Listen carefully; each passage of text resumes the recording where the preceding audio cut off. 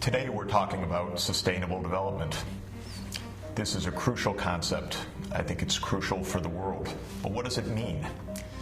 I think our starting point has to be how crowded our world is today. We're 7.2 billion people. The numbers have soared. We're up 10 times since the start of the Industrial Revolution. Billions more people are likely to be added to the world's population in the 21st century. This is making for a very complicated world, a world divided between great wealth and still crippling poverty, a world facing unprecedented environmental challenges. Sustainable development is really two ideas. One is a way to understand this complicated world. How do the economic, the social, the environmental, the political, the cultural factors fit together? And the second aspect of sustainable development is the idea of sensible goals for this crowded, interconnected planet.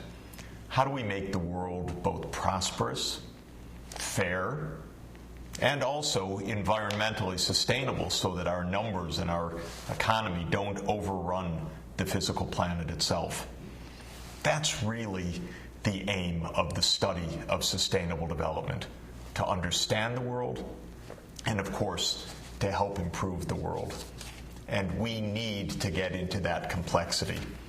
Any idea that there's one answer, one simple magic formula, one explanation, one force at work, we have to put that aside. We have to embrace complexity because we are talking about a complicated, interconnected set of relations of a world economy that now spans all parts of the world and connects all people, all businesses, technologies, in flows of trade, finance, ideas, advertising, production systems, but also connects us with the physical Earth in unprecedented ways. Humanity actually changing the climate, changing what species survive on the planet, changing the chemistry of the oceans, changing the safety of the air, changing the access and availability of fresh water. It's an unprecedented situation. It's a fascinating situation. It will be the challenge of your generation. Let's see what we can figure out of all of this and how, through that knowledge, we can do something about it.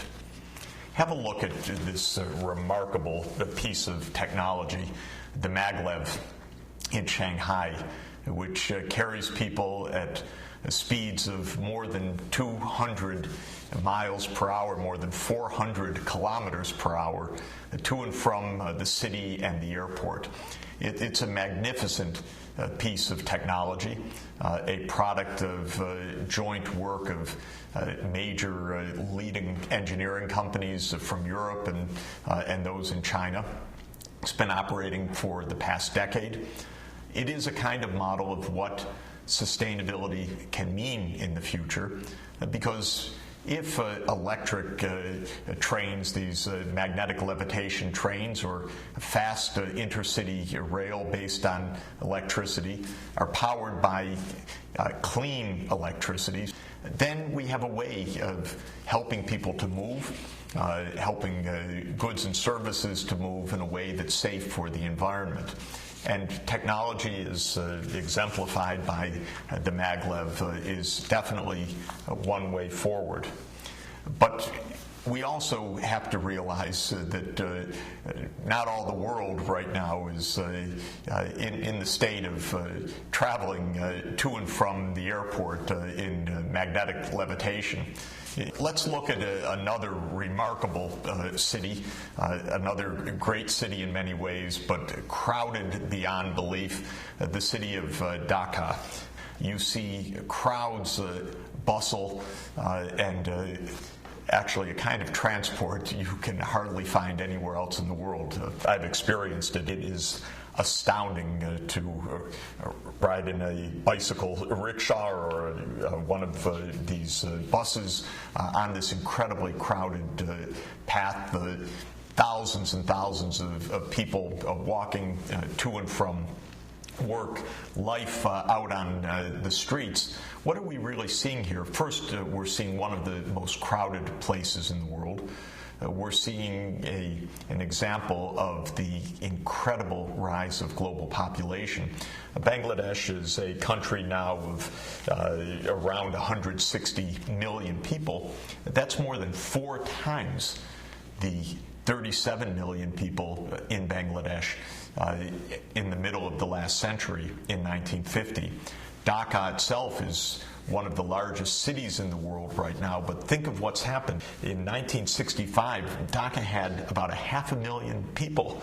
Today, Dhaka has more than 15 million people. You can imagine how the infrastructure has been completely overrun, how transport systems, water systems, sanitation systems, and all the rest are facing unbelievable stress with this kind of population increase. This is also part of the reality of our planet. How do you achieve sustainable development in a very low income, very, very crowded place like Bangladesh, especially taking into account how vulnerable low-lying Bangladesh is to the climate change ahead?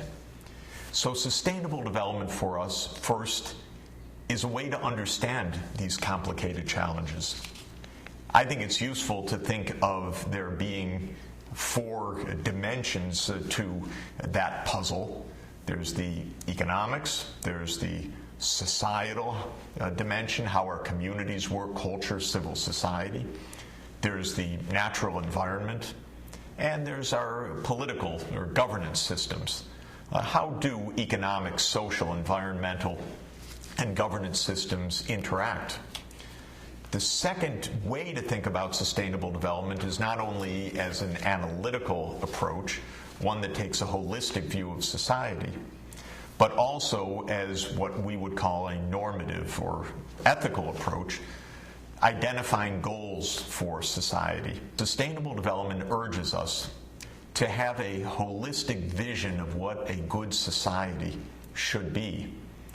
Sometimes people say, well, good society is a rich society. But we know that can't quite be it, just to focus on the economics. If a country is rich on average, but all the wealth is held by very few people and most of the people are poor, I think most of us would say that's not a good society in the sense that we would aspire towards.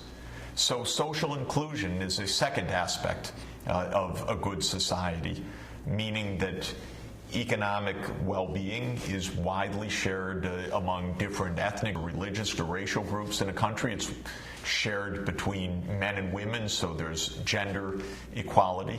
It's shared among regions of a country, so that there's not just one pocket of prosperity in a sea of poverty.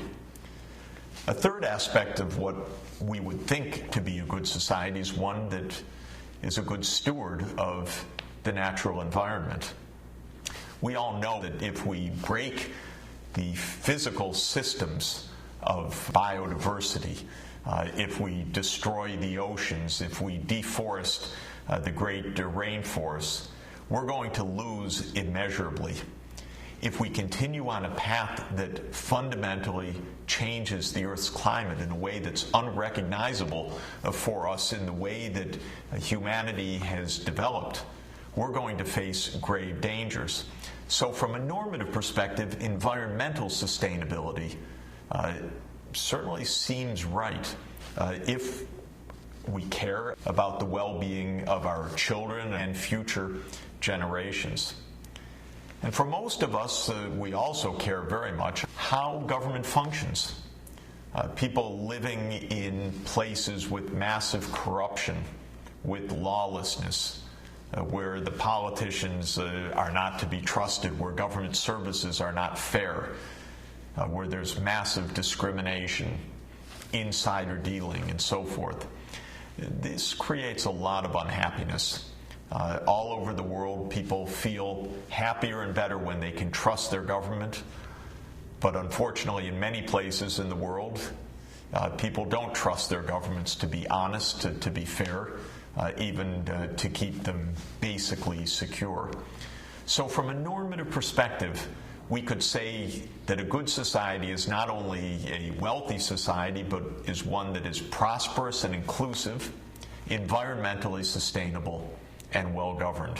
And our fundamental question will be, how can we take sustainable development as a goal, use our knowledge of the interconnections of the economy, of society, of the environment, and of governance to think through this crowded 21st century in a world of massive divisions of wealth and poverty, in a world of unprecedented environmental stress, but also in a world of maglevs and many, many other technological miracles.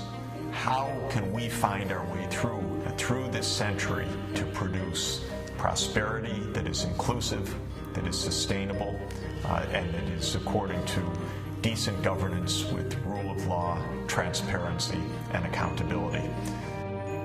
There are some very powerful ways forward to meet sustainable development as a goal, a shared goal for the planet.